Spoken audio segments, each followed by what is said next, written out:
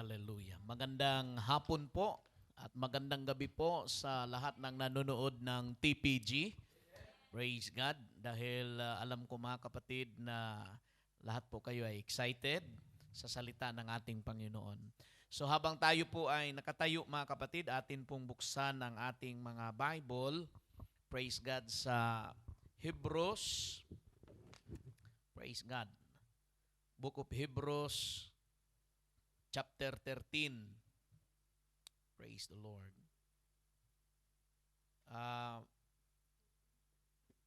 Mag-start po tayo magbasa mga kapatid sa 15, 16, 17, and 18. Ito po mga kapatid ay isang pag-aaral. Praise God sa chapter na ito. Praise God. By Him, let us offer the sacrifice of praise to God continually. Everybody shout continually. Continually. That is the fruit of our lips giving thanks to His name. But to do good and to communicate, forget not. Everybody shout, to communicate, forget not. To communicate, forget not. For with such sacrifices, God is well pleased. Obey them that have the rule over you. Submit yourselves for the watch for your souls, as they that must give account, that they may do it with joy and not with grief, for that is unprofitable for you. Last verse. Pray for us. Everybody shout, pray for us. Pray for us. For we trust we have a good conscience, in all things willing to live honestly. Everybody shout, in all things willing to live honestly. In all things willing to live honestly. Praise God. Yuko po natin ang ating mga ulo. Praise God. Amang banal na makapangyarihan sa lahat. Maraming salamat o Diyos sa kabutihan mo, Panginoon, na ibinigay sa amin. Salamat sa kalakasan. Salamat, Panginoon, sa pagkakataon na ako po'y makatayo, Panginoon, sa likod ng pulpit. At salamat sa taga-Wednesday Group. Salamat din sa mga nanonood, Panginoon, sa online. Maraming salamat, Panginoon. Praise God sa bawat isa. Pagpalain mo, O Diyos, hallelujah, ang nakikinig sa iyong mga salita na mai-apply namin, Panginoon, ang mga biblical principles para kami po, Panginoon, ay mamuhay, Panginoon, hallelujah, ng maayos sa iyong harapan. Salamat, Ama. Lukuban mo, Panginoon, ang bawat isa sa iyong presensya. In Jesus' mighty name, ibigay mo ang spiritual na kaalaman. Hallelujah at conviction. In Jesus' name, everybody shout amen. Makakaupo na po tayong lahat, mga kapatid. Dalhin ko po kayo, mga kapatid, sa isang pag-aaral, the context of biblical or praise God.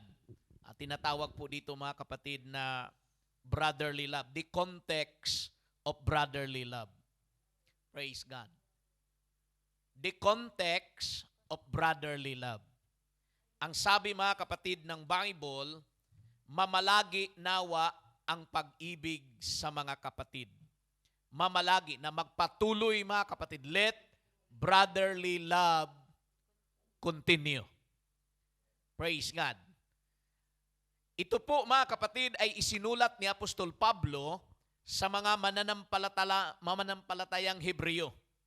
Ang ibig sabihin, sila po ay bautismado na po, sila po ay nakareceive na ng Holy Spirit, pero sila po ay sinulatan na mamalagi sana ang pag-ibig, praise God, sa mga kapatiran. Praise God. So the first thing, mga kapatid, sa turo ng Scripture, hallelujah, ang brotherly love o sisterly love. Ang context po nito, mga kapatid, ay sa loob ng bahay o pamilya ng mananampalataya. Ito po yung Philadelphian love. Pero dahil ito po ay pag-ibig, praise God, meron po kasing tatlong uri ng pag-ibig. Yung love, mga kapatid, itong agape love, at saka yung eros love, at saka itong Philadelphian love o Philadelphia. Praise God. Phileo love. Praise God. Filial. Para sa mga kapatiran, mga kapatid. Bakit po itinuturo sa Scripture na kailangang magpatuloy ang pag-iibigan sa kapwa, lalo na sa bahay ng ating Panginoon. Kasi isipin nyo na lang, mahirap mga kapatid na pupunta ka sa isang gawain, praise God, na may kaaway ka rin doon sa loob. Mahirap yun mga kapatid. Parang wala ka pa ring kapayapaan, praise God, pag pumasok ka sa isang gawain na may portion doon at may mga bilang ng tao na ayaw mong makita dahil may kapuutan ng iyong puso. In which it is an irony dahil sinabi ni Jesus, patawarin mo mga kapatid dahil pinatawad kita eh. We must forgive because we have been forgiven. Everybody shall praise the Lord. At ang brotherly love, Sister Lydia, pag yan po ay ipamuhay natin, at sabi ng Scripture, kailangang tuloy-tuloy yan, mamalagi sa bawat gawain po natin sa ating buhay. Praise God. At dahil dito, may posibilidad, dahil nga sa ating pag-ibig sa kapwa, praise God, ay willing tayong mag-entertain ng mga strangers. Everybody shout amen. May sabi ang mga nanay at tatay sa mga bata, pag doon sa school, kahit sa school, sabi nila, don't entertain strangers. Don't talk to strangers. Praise God. Pero sa Scripture, mga kapatid, sinabi ng verse 2, be not forgetful to entertain strangers. Praise God. Sabi dito, huwag ninyong limutin ang pagpakita ng pag-ibig sa mga taga-ibang lupa. Taga-ibang lugar ba? Praise God. For thereby some have entertained angels unaware. Sapagkat sa pamagitan nito, ang iba'y walang malay na sila po ay nakapagpatuloy ng mga anghel sa kanilang bahay. So hindi po natin alam mga kapatid na yung mga pumapasok na mga bisita, may pinadala ang Diyos. Akala mo OFW, yun pala ay anghel. Naisipin yung mabuti yun mga kapatid. Nangyayari ito dahil sinulat ito ng Scripture. At ititest din tayo ng ating Panginoon kung talagang willing po ba tayong mag-entertain o kaya magpagpatuloy, mga kapatid, makapagpatuloy. Ay, ibig sabihin yan, walang higaan yung tao, walang matuluyan yung tao. Praise God, hindi mo kilala. Sabi niya, ako'y OFW, na-terminate ako, wala akong matuluyan. Tapos ikaw rin, takot ka rin mga kapatid dahil hindi mo rin ma-discern kung ito'y baka scam ito, baka nakawin ito sa loob ng bahay namin. Praise God. Pero ang Scripture nagsasabi, mga kapatid, na be not forgetful. Everybody shout, praise the Lord. Ano kayang mangyayari kung sa literal na buhay mo ba? Hindi mo alam, pero yun talaga ay anghel. Hindi, mag-isip kang mabuti. Ano kaya ang posibleng mangyayari? Praise God. Na yung taong binigyan mo ng pagkain, yung taong tinulungan mo, praise God, na talagang ay anghel yun. Pero hindi mo, wala kang malay. Yan ang sinabi ng Bible, oh. Sapagkat sa pamagitan nito, ang iba'y walang malay na nakapagpatuloy ng mga anghel sa kanilang bahay. Unaware. Praise God. Everybody shout amen. Iwan ko lang, no? Sa isip ko lang tumatakbo, mga kapatid, siguro may reward tayo sa Panginoon. Kasi sabi ng Bible, makapagbigay ka lang ng isang basong malaming tubig sa alagad ng Panginoon, hindi nga yan nawawala ng reward doon sa langit. Di ba? Tubig lang yun, ha? Na magbigay ka sa alagad ng Panginoon, na ibigay mo, hindi yan nawawala ng reward. E paano na yun kung may kulay? Ibig sabihin, juice ba yun? No? Di ba? Coffee. Everybody shall praise the Lord. The point here that the Scripture is trying to emphasize, hallelujah, is still inside the context of brotherly love. Kasi kung meron tayong pag-ibig sa kapwa, mga kapatid, praise God, ma-entertain natin yung tao. Everybody shout amen. With in fact, mga kapatid, sinabi ng Bible, alalahanin ninyo ang mga may tanikala, gaya ng kayo'y nagagapos na kasama nila. Ang mga tinampalasanan na gaya na kayo'y naman ay tinampalasanan sa katawan. Yan ang nasa verse 3. Remember that are in bonds. Praise God. Everybody shout amen. Ang tinutukoy po dito, yung mga nakulong ba, na preso.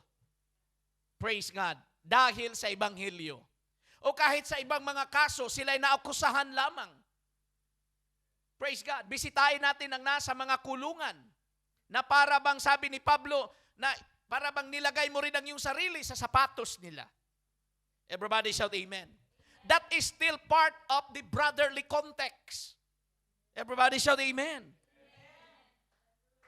Verse 4.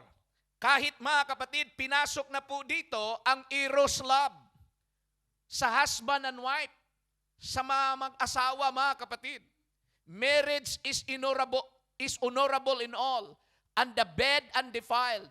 But whoremongers and adulterers, God will judge. Maging marangal nawa sa lahat ang pag-aasawa. Isipin mo, sa lahat ng bagay, mas marangal ang pag-aasawa. Okay? At huwag nawang magkadungis ang higaan, sapagkat ang mga makiapid at ang mga mapangalunya ay pawang hahatulan ng Diyos. Hindi po okay ang Bible sa pangabit o mga adultery. Hindi po okay ang Bible sa fornication. The scripture is very bold and clear. Hallelujah, that God will judge of all the adulterers. Everybody shout amen.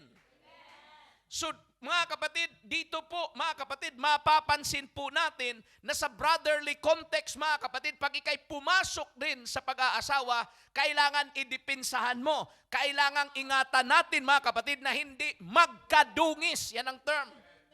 Praise God, ang ating higaan. Ano ibig sabihin yan? Kahit malayo ka sa husband mo, kailangan ingatan mo. Praise God, you need to respect your marriage vow and have fear in God. Hallelujah. Everybody shout amen. So palaging tinuturo natin sa church, pinalalahanan, lalo na sa mga kababaihan, mga kapatid, kalalakihan. Praise God na, hallelujah, let our bed of marriage undefiled because God is the judge for all those who committed adultery. Praise God. Hallelujah. Everybody shout amen. Ngayon, pinasok mga kapatid ni Apostol Pablo sa sulat niya sa Hebrew, praise God, hallelujah, ang pag-ibig sa salapi. Praise God. Let your conversation be without covetousness. Ano po ang ibig sabihin nito? Praise God. Ang isi-share ko po sa inyo ay isang sulat lang, isang chapter, mga kapatid, ng chapter 13. Para maintindihan po natin ang context, mga kapatid, ng brotherly love. Everybody shout amen. Amen. Kung kayo po ay partner sa business, ang usapan ninyo na 50-50, praise God, ang inyong share. Hallelujah. Pero kung hindi mo sabihin sa iyong partner na may bumili na pala, may nagbayad na pala, tapos itinago mo lang, hindi yun nagpapakita ng brotherly love. Everybody shout amen. Let your conversation be without covetousness. Be content with such things as ye have. For he hath said, I will never leave thee, nor forsake thee. Dito ipinasok, mga kapatid, at itinuturo sa church, mangilag kayo sa pag-ibig sa salapi. Mangagkasya kayo sa inyong tinatangkilik. Mangagkasya kayo sa inyong tinatangkilik. Ang scripture po ay nagbigay sa atin ng idea na kung meron kang income, ikaw ang may karapatan na mag-budget. Huwag mong ipabudget sa ibang tao. Everybody shout amen. Hallelujah. Para hindi ka makaproblema. Praise God. Pastor, hindi talaga kasya ang sahod ko. Bakit? Ito kasi siya ang nag-budget sa income ko. Hoy, paano nangyari yun? Ikaw ang kumikita, ikaw ang mag-budget. Ikaw ang mag-decide. At sinabi ng scripture, pagkasyahin mo kung ano ang nasa iyong kamay. Mangagkasya kayo sa inyong tinatangkilik. Praise God. Bakit pagkasyahin natin ang hindi tayo dapat matakot? Dahil ang scripture nagsasabi, sapagkat siya rin ang nagsabi, anong sinabi niya? Sa anumang paraan ay hindi kita papagkukulangin at sa anumang paraan ni hindi kita pababayaan. Ang Diyos ang nagsabi. Yung term, sister, praise God, Gloria, na I will not leave thee, I will not forsake thee. Maraming nag-quote na mga scripture, maraming nag-quote na mga preacher. Pero ang context pala sa verse na yan ay patungkol sa pera. Pera ang pinag-usapan sa verse 5. Everybody shout amen. Mangilag kayo sa pag-ibig sa salapi. Huwag mong mahalin ang salapi. Kailangan natin ang salapi, pero hindi tayo mag-worship sa salapi. Hindi natin, praise God, dinidiyos ang salapi. You cannot worship God and mammon at the same time. So, pagdating sa pera, ano ang utos ng Diyos? I-budget mo, pagkasyahin mo, kailangan makontento ka.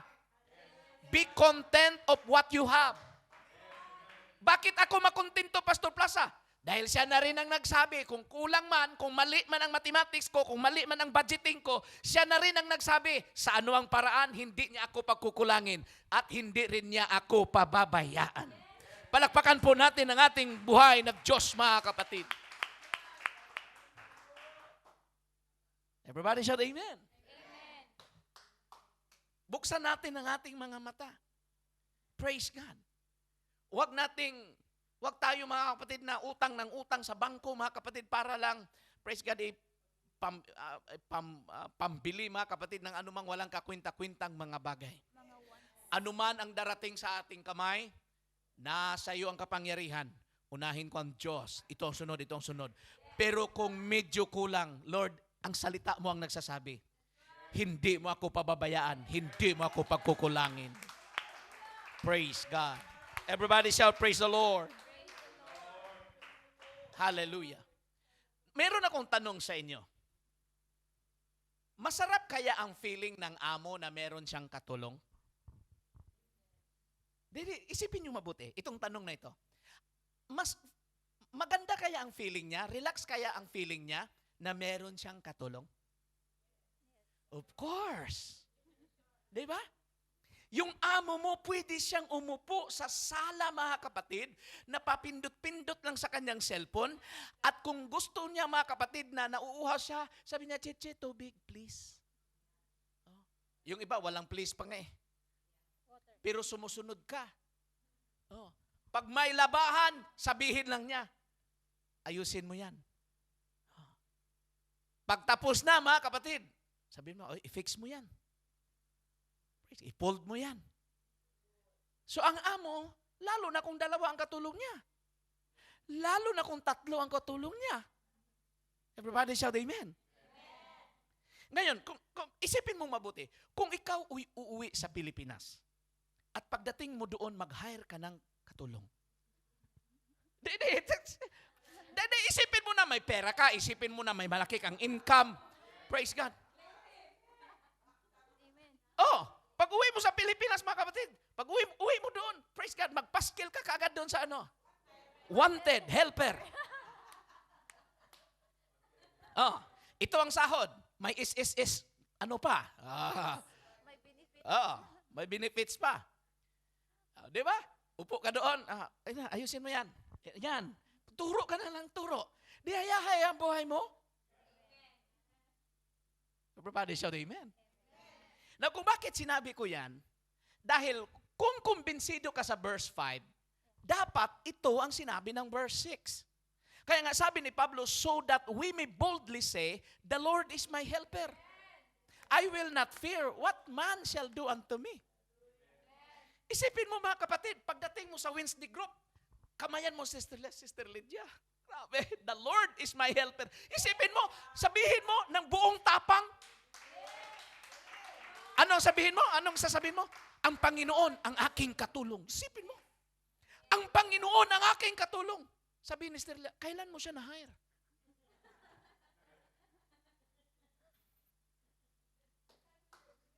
Ano pat, ito ano pat, tingin kayo sa screen, ano pat ating masasabi ng buong tapang?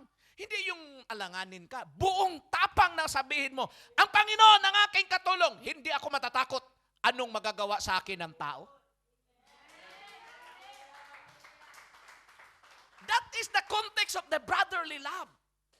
Pag may pag-ibig tayo sa pagkapwa, pag may pag-ibig tayo sa Diyos, hallelujah, pag may tiwala tayo sa Panginoon, bold, mga kapatid, ka magsasabi, ang Panginoon ang aking katulong. Kailan mo masasabi yan? Lalo na kung kulang ka sa budget. Yan, naintindihan nyo ba ang context of sinabi ng verse 5? Praise God. Ano sabi ni Pablo? Sa anumang paraan. Siya na rin ang nagsabi. Sino ang nagsabi? Ang Diyos ang nagsabi. Sa anumang paraan, hindi kita papakukulangin at hindi kita pababayaan. Kaya nga sabi ni Pablo, kung ganon ang context, kung ganon ang tinatayuan nating pangako, buong tapang nating masasabi, ang Panginoon ang aking katulong.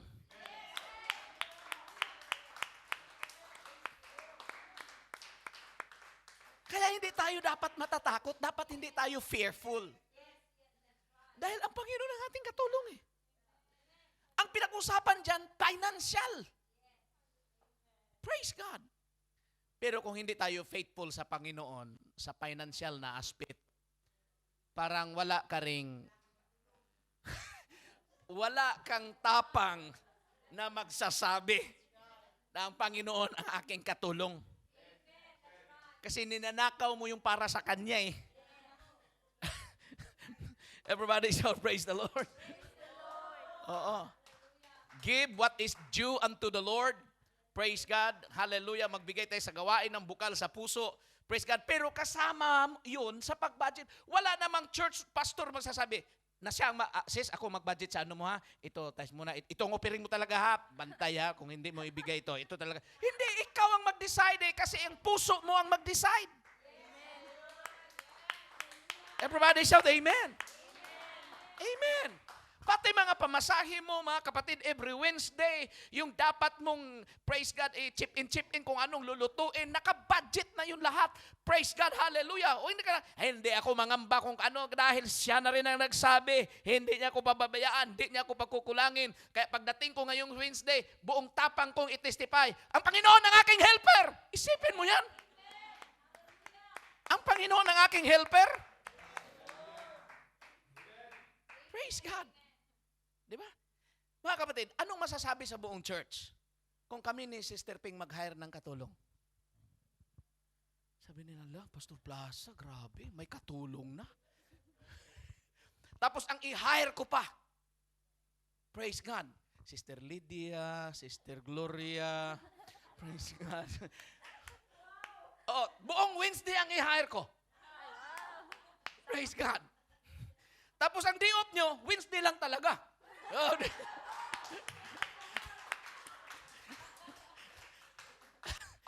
sabihin ng taga-Sunday, grabe, Pastor Plaza, ilan ang katulong niya? 10. Hayahay. Praise God. Hallelujah. Yung 10, Wednesday lang talaga ang day off nila. Oh, praise God. Everybody shout amen. So dapat po natin mga kapatid na ilagay sa isang tamang perspective itong paglilingkod natin sa Panginoon. Na kung maglilingkod talaga tayo sa Panginoon, napakahayahay. Kaya nga sabi ng ating MC mga kapatid, no? Salamat na dinala siya sa tamang pintuan. Kasi parang ngayon lang daw nag-sink in. Ilang taon ka na dito, sis? Dito sa church. 2 years. Ngayon, kanina pa nag-sink in? No? Praise God.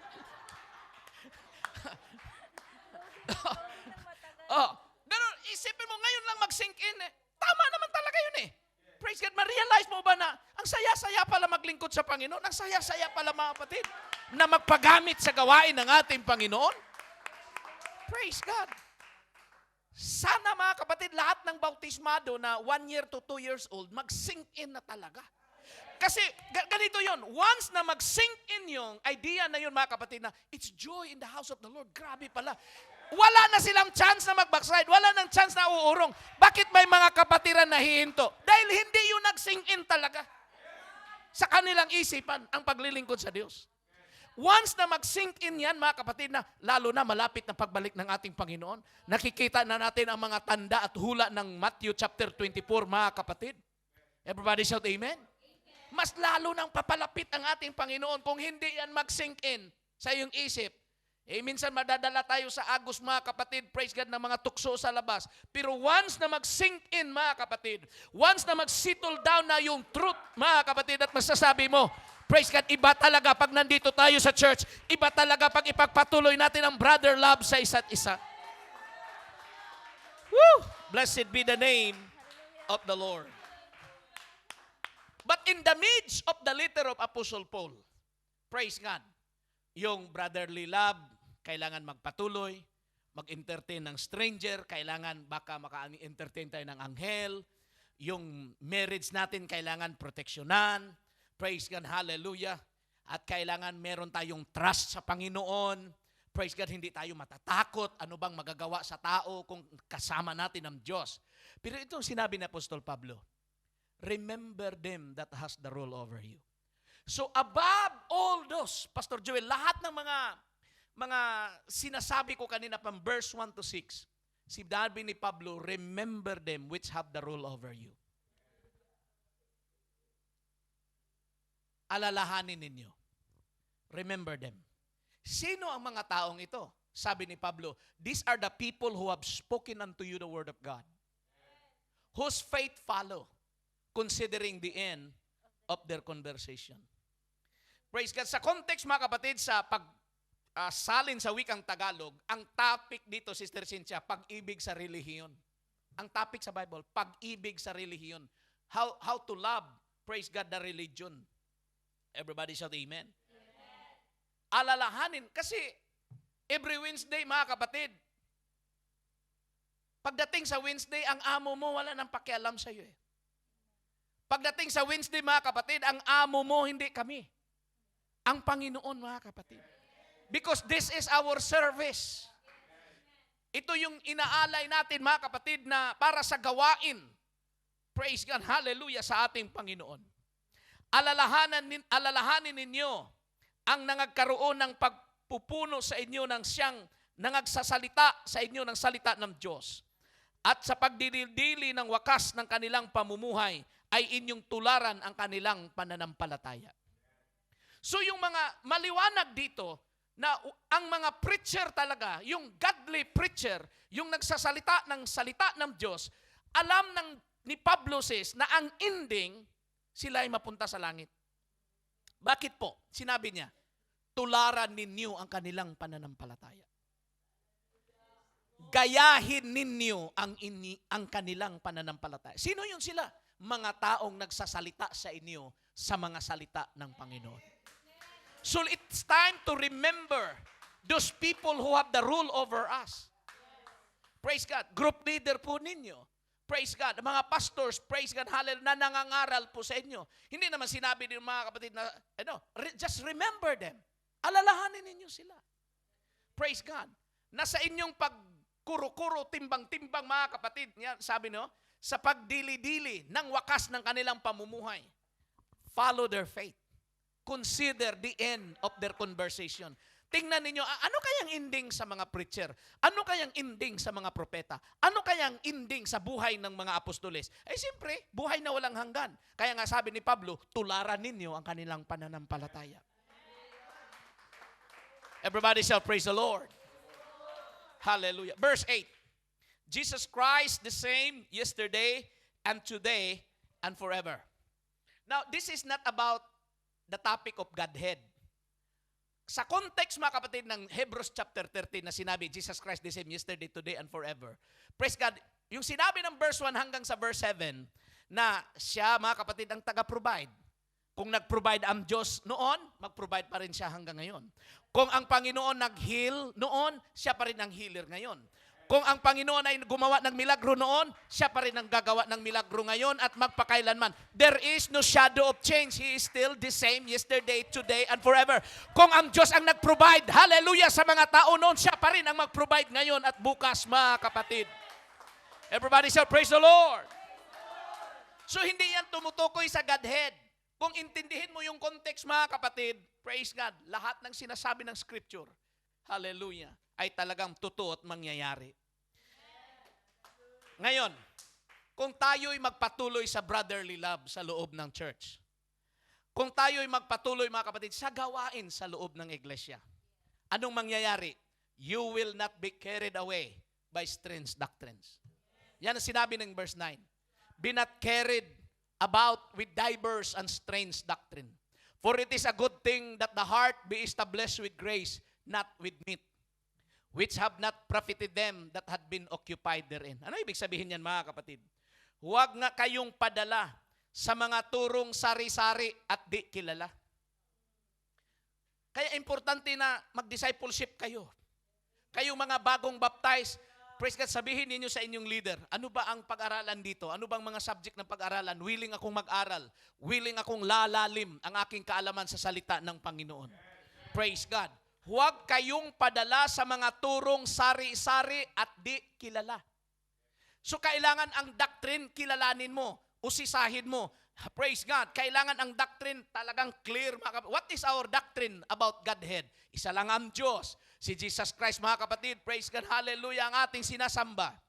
Ang baptism in Jesus' name. Nag-receive tayo ng Holy Spirit. Yun ang mga doctrine, mga kapatid. Naniwala tayo sa healing. Naniwala tayo sa mga anghel. Naniwala tayo, mga kapatid, sa coming judgment. Naniwala tayo sa pagbalik ng ating Panginoon. Everybody shout amen. That is a clear doctrine na hindi sari-sari. Kilala talaga natin yung doctrine na yan. Pag tayo magpatuloy dito sa loob, na aralin natin ang salita ng Panginoon, hindi tayo madadala, mga kapatid. Huwag kayong padala. Kung bakit maraming mga tao, mga kapatid, ang naliligaw ng landas sa pagtuturo sa buhay Kristiyano dahil, yun nga, ini-entertain nila, doon sa Facebook pa lang, pwede pa lang ganyan, no? Praise God. Kita sa YouTube, mga kapatid. Praise God.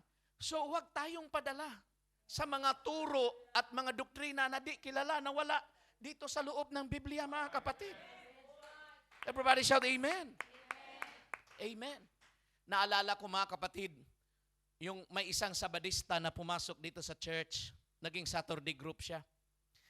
Sabi niya, salamat pastor na may Saturday pala kayo kasi ito lang talaga ang ililigtas ng Diyos. Inilipat siya ng amo ng Webes. Nag-message ako sa kanya, sis, hindi ka na talaga maligtas kasi nilipat ka ng Webes. At doon niya na-realize, mga kapatid, na ang kaligtasan ay wala sa araw. May mga doctrine kasi, mga kapatid, na tinuturo ang mga tao sa labas. Kailangan sambahin mo ang Diyos ganitong araw lang. Kasi kung hindi ka sasamba ng Diyos sa ikapitong araw, hindi ka maligtas. Praise God. So kawawa kayong taga-Wednesday. Kung ang salvation ay Saturday pala. Ang kaligtasan, sabi ng Romans chapter 14, wala sa araw, mga kapatid. Kung, praise God, Romans chapter, basahin natin ang Romans chapter 14, mga kapatid, para meron kayong idea. Praise God. Na ano sabi ng verse 9 dito? Na mabuti na ang puso ay patibayin sa pamagitan ng biyaya, hindi sa pamagitan ng mga pagkain. Kasi may turo, mga kapatid, ang labas, praise God, na mga doktrina, na itong karne na ito, hindi mo pwedeng kainin. Itong isda na ito, hindi mo pwedeng kainin. Ito, hindi mo pwedeng kainin. Praise God. So ngayon, mga kapatid, gusto kong malaman ninyo ang araw at pagkain. Gusto nyo malaman? Amen. Hindi, tatanong, kasi kung hindi nyo gusto, hindi ko na rin din basahin. Everybody shout amen. Okay. Him that is weak in the faith, receive ye.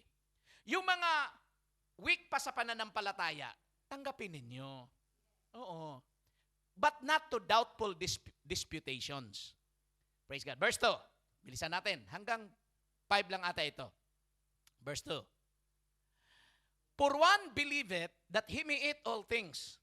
Another who is weak, eateth herbs. Ang ganito po ha, dyan lang. Magpindot lang ako sa iyo, sis. For one believeth that he may eat all things. Isipin mo yan, lahat ng bagay kainin niya. May mga taong naniniwala na lahat pwedeng kainin. Pero may mga tao rin na naniniwala na dapat gulay lang. Nasa Bible pala yan, Pastor. Oo, kasi may mga debate nga. Sinulat ito ni Pablo para masitol ang lahat. Everybody shout amen. So kung ikaw ay vegetarian, huwag mong i-judge ang mga kumakain ng karne.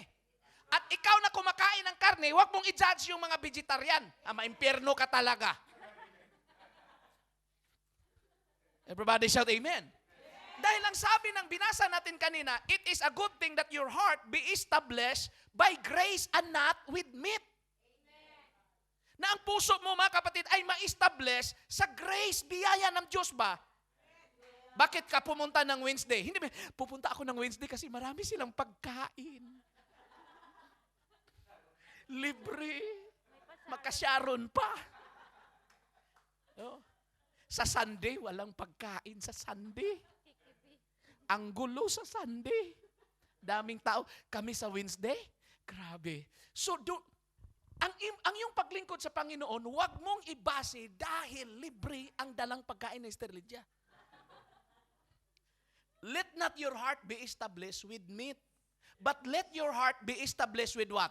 By the grace of God. Verse 3 says, okay, verse 3. Ano sabi ng verse 3? Okay? Romans 14:3. Okay. Praise God. So dito, sinitol ito ni Apostol Pablo. Let not him that eateth despise him that eateth not. Kung hindi kakain ng karne, kung ako vegetarian lang, wala akong pakialam kung magkarne ka. Praise God. And let not him which eateth not judge him that eateth, for God hath received him. Ibig sabihin, kung kumain ka ng karne, basta nagpasalamat ka, tinanggap ka ng Diyos. Kung kumain ka ng gulay lang, basta nagpasalamat ka, tinanggap ka ng Diyos. Pero kumain ka ng karne, kumain ka ng gulay, hindi ka nagpasalamat, hindi ka tinanggap ng Diyos. Everybody said amen. Verse 4. Tingnan natin ang verse 4. Who art thou that judges another man's servant? To his own master he standeth or falleth. Yea, he shall be holding up, for God is able to make him stand. Verse 5. Praise God. Ito, araw na po ito. Dito natin makikita. Tingnan nyo ha, kung anong araw ba talaga ang maliligtas tayo. One man esteemeth one day above the other. So may tao mga kapatid na para sa kanya, may isang araw talaga na lamang sa lahat ng araw. Okay lang yun. Another esteemeth every day alike. May tao naman na, lahat ng araw, pareho lang yan.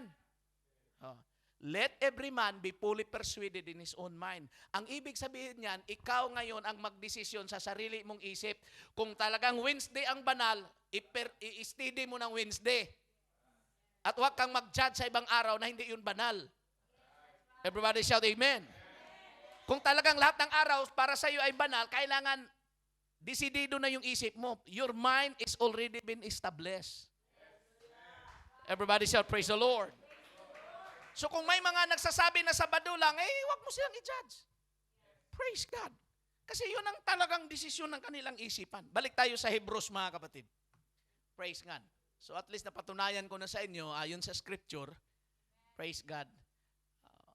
Kung magbasa kayo, diretsuhin nyo yun mga kapatid, napakaganda po. We have an altar. Meron tayo. Tayo ay may isang dambana na hindi matuwid kainan ng mga nagsisipaglingkod sa tabernakulo. We have an altar whereof they have no right to eat which serve the tabernacle. Praise God. Verse 11. Verse 11. For the bodies of those beasts whose blood is brought into the sanctuary by the high priest for sin are burned without the camp. Ipaliwanag ko iyan sa inyo mga kapatid. Sa lumang tipan, Pastor Joel, pag sila'y pumunta sa templo, bawat mananampalataya, magdala sila ng buhay na handog, haing handog mga kapatid. Tama ba yung Tagalog ngayon? Buhay na alay. Kung ikaw ay super mayaman, baka, turo. Pag ikaw ay middle class, kambing o kaya tupa. Pero kung ikaw ay, as in, talagang mahirap, kailangan, walang pato. Dab. Ang pato, kasama yan sa mga unclean animals. Praise God. So at least, may di ba yung dab, yung ibon? Kalapati o dab. Ang importante, Sister Flor, dapat buhay siya. Yun ang dalhin. At katayin yun ng saserdote, praise God, at sunugin yun doon sa labas. Pero yung dugo, dalhin yun sa altar. So, sabi, for the bodies of those beasts whose blood is brought into the sanctuary by the high priest for sin are burned without the camp. Ibig sabihin, sinusunog sa labas ng kampo. Verse 12. Dahil sinunog sa labas ng kampo, ito na po mga kapatid ang turo ng Scripture. Wherefore Jesus also, that He might sanctify the people with His own blood, suffered without the gate. Kaya si Jesus Christ namatay outside of the city. Siya ay pinatay sa labas ng syudad. Sa pamagitan ng kanyang dugo, tayo po mga kapatid ay natubos. Tayo po ay nabili uli. Ngayon, now if that is the case mga kapatid, kasi yun naman talaga ang case, sabi ni Jesus, if you have a brotherly love, if we have the love for the work, if we have the love of God, ang sabi ng scripture, let us go forth, let us go outside, bringing, praise God, the reproach of our Lord. Ano ibig sabihin nito? Let us go forth therefore unto Him without the camp bearing His reproach. Now, si Kristo ay namatay sa labas ng syudad. Nakuha nyo? Kaya sabi ng Panginoon, sa Tagalog says, kailangan pumunta din tayo sa labas. Atin nga siyang labasin sa labas ng kampamento na dalhin natin ang kanyang pagkadusta. Huwag tayong mahiya, kahit Wednesday group, huwag tayong mahiya na lumabas dito sa church, mag-evangelism tayo mga kapatid. Tawag nito mga kapatid, imak ka man ng mga tao sa labas, dapat hindi tayo mahiya mga kapatid. Because the scripture said, will let us bring also outside the reproach of Him. Praise God. So hindi lang tayo manatili dito sa loob, hindi lang tayo manatili, ang gospel, hindi lang natin itago dito sa four wall, mga kapatid. Praise God. Kailangan willing tayong lumabas. Because if we really continue to love brotherly, mga kapatiran din yon, hindi pa nga nabaptize lang. Mga sister din natin yun nasa labas, hindi pa nga lang sila mabaptize. Paano sila maabot kung tayo ay takot? Kung hindi natin labasin si Jesus Christ na nasa labas. Ang ibig sabihin nito, si Jesus ay nag-antay sa labas. Ikaw ang mouthpiece niya. Ikaw ang bibig niya, mga kapatid. Ikaw ang kamay niya. Ikaw ang paa niya. Kaya tayo ay dapat lalabas, dalhin natin ang reproach niya doon sa labas. Kung tayo ay tuyain, kung tayo ay imak sa labas, don't worry. Everybody shall praise the Lord. Verse 14, 15, and 16. Malapit ako matapos, mga kapatid. For here, we have no continuing city, but we seek one to come. Sa mundong ito, walang syudad, mga kapatid, na, praise God, forever. Pero tayo ay naghahanap sa isang syudad na darating. Praise God, hallelujah. Kaya ito po ay mensahe, mga kapatid, na dapat tayong magpatuloy hanggat darating ang syudad na yun. Hanggang bababa, mga kapatid, ang ating Panginoon. Everybody shout amen. Verse 15. Ito na po yung binasa natin kanina. By Him, therefore, let us offer the sacrifice of praise to God continually. Sa verse 1, mga kapatid, ang term na continually, kailangan magpatuloy talaga. Let brotherly love continue. Praise God. Pero mga kapatid, pagdating sa verse 15, kailangan na sa pamagitan niya, mga kapatid, i-offer natin ang sacrifice of praise to God continually. Paano yun? That is the fruit of our lips, giving thanks into His name. Bakit tayo nag-praise the Lord, hallelujah dito? Dahil nakilala natin ang kanyang pangalan. Kasi kung talagang hindi natin nakilala ang ating pangalan ng ating Panginoon, bakit ka pa mag-praise the Lord, hallelujah? Noon, wala namang praise the Lord, hallelujah na lumalabas sa ating bibig. Pero ngayon, meron tayong praise the Lord and hallelujah na lumalabas sa ating bibig. Dahil nakilala natin ang kanyang pangalan na tayo nagpapasalamat. Bunga yan ng ating mga labi. Kaya pagdating sa church, mga kapatid, huwag mong itikom ang iyong bibig. Sige, sabihin mo ang kabutihan ng Diyos. Ihayag mo ang kabutihan ng Diyos, mga kapatid. Everybody shout, praise the Lord. Amen. That is the fruit of our lips, giving thanks to His name. Pero ito ang problema. Maaring pasado tayo dyan at hindi tayo ignorante sa verse 15. Ang pagpupuri, hindi tayo ignorante. Pero saan ang problema, Sister Lydia? Itong verse 16. Praise God. But to do good and to communicate, forget not. For with such sacrifices, God is well pleased. Mas lalong, praise God, ano yung pleasing sa Panginoon? Mas lalong nalulugod ang Panginoon. Hindi lang pala sa bibig, but to do good. Praise God. Pero yung word na communicate, mga kapatid, sa original Greek text, ay hindi po yung literal lang na nag-iimikan. Kasi pwede tayong mag-worship dito, grabe ang worship, pero hindi kayo nag-iimikan. Hindi yun maganda. But to do good and communicate, forget not. Pero ang term na communicate sa original Greek text, mga kapatid, ay hindi lang yung pag-iimikan. Ito pala, mga kapatid, ay ang pagtulong, mga kapatid. Abuloy, yung pag-chip-in ba? Parang mahina yung email niya. Parang ano. Praise God. Datapwat ang paggawa ng mabuti at ang pag-abuloy ay huwag ninyong kalimutan. Sabi ng Wednesday group, meron tayong naka-assign tayo sa LA. Tayo ang may isang menu tayo. May isang menu tayo. Sige, mag-chip-in tayo. $10 lang tayo. Share ba? Ambag-ambag. Sa Bible, mga kapatid, ang gawain yan ay mas lalong nalulugod ang Diyos compare sa, hallelujah, praise the Lord, amen. Tapos pagdating sa pag-abuloy, ay kayo lang? Praise God. But to do good and to communicate, forget not. Why? This is will-pleasing to our God. So kung ang church may project, magbigay ka. Nagaling sa puso. Hindi lang yung hallelujah, sigaw, praise the Lord. Magaling tayo sa altar, pero pagdating sa doing good, praise God, hallelujah, or giving to communicate, forget not, doon tayo sa sablay, mga kapatid. So huwag nating gayahin yun. Kaya tinuturo ito, mga kapatid, in the context of brotherly love. Praise God. Everybody shout amen. Verse 17 and 18. 2 bersikulo na lang, matapos na po tayo. Anong sabi ng verse 7? Remember them that have the rule over you. Pero kung ikaw ay palapuri at ikaw ay nagbibigay, iba na ang tinor.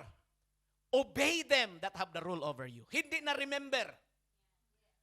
Hello, everybody shout amen.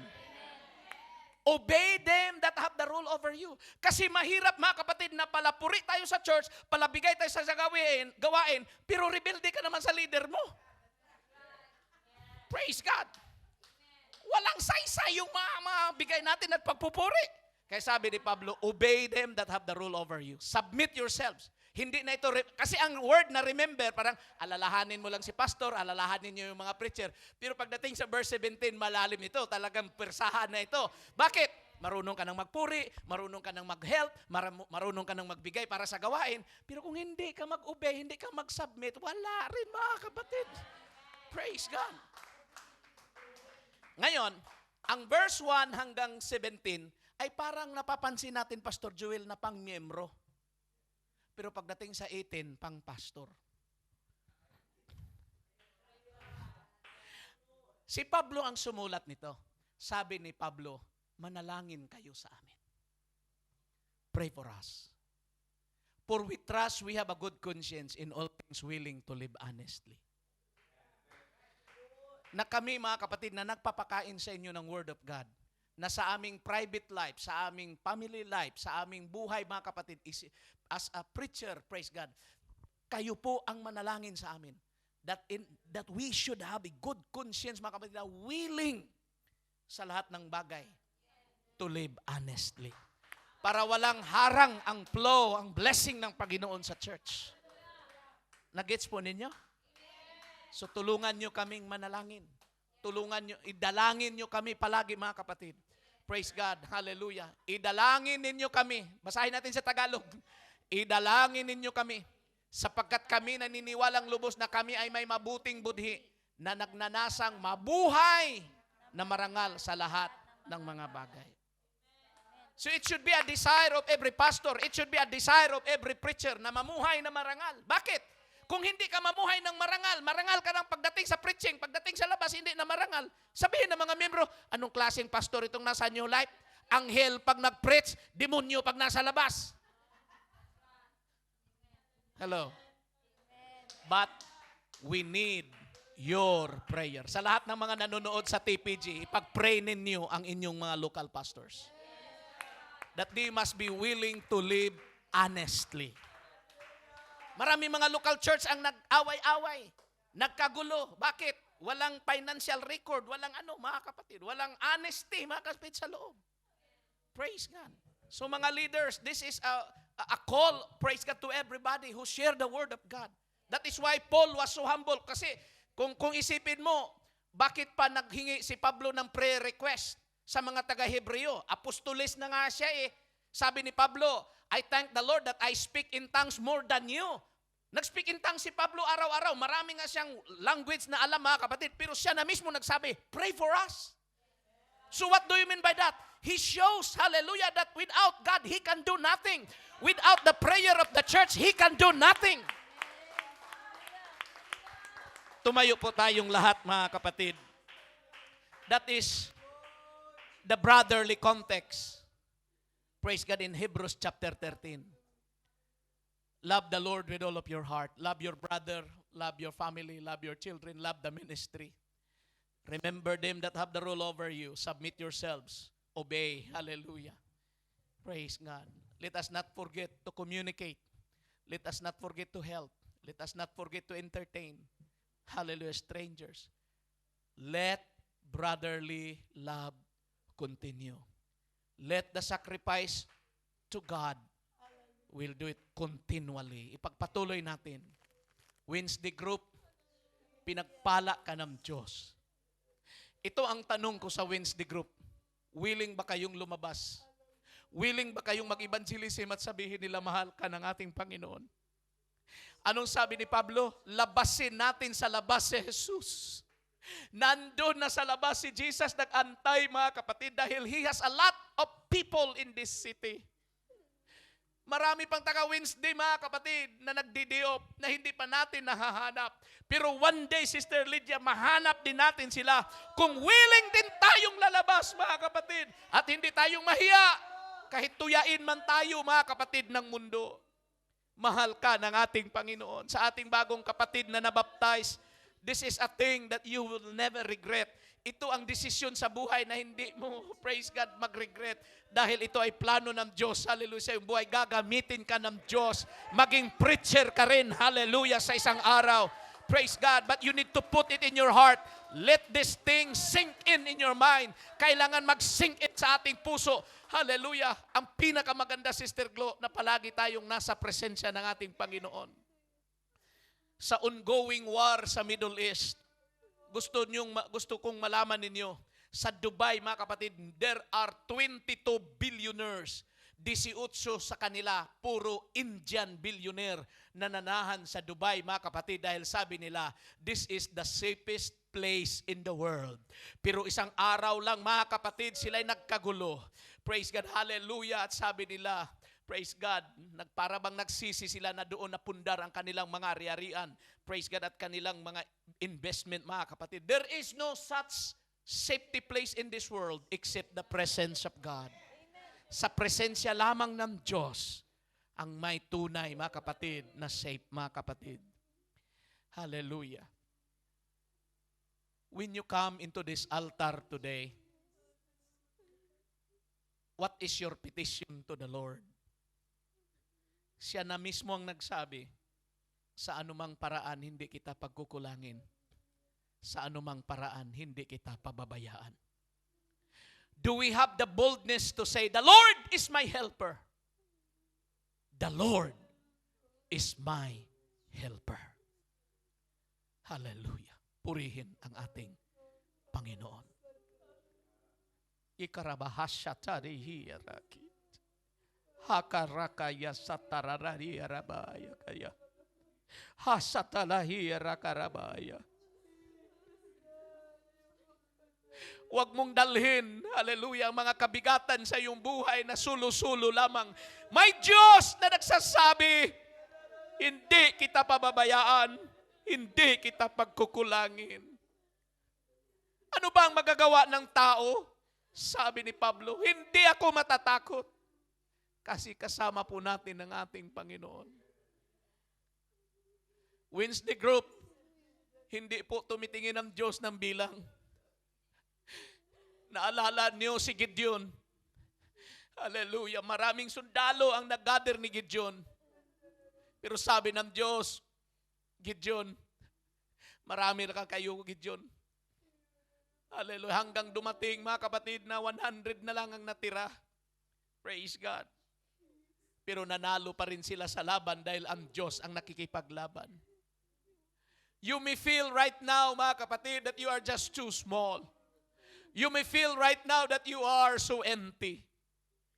Hallelujah. But I will tell you, if you are living in the context of a brotherly love, the Lord loves you so much. The Lord loves first. He first loves us. Siya ang unang nagmahal sa atin.